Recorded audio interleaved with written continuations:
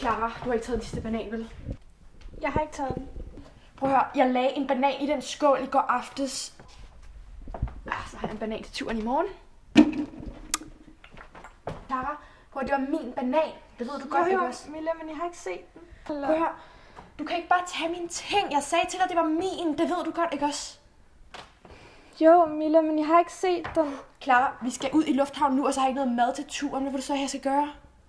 Vi kan ikke... Kom.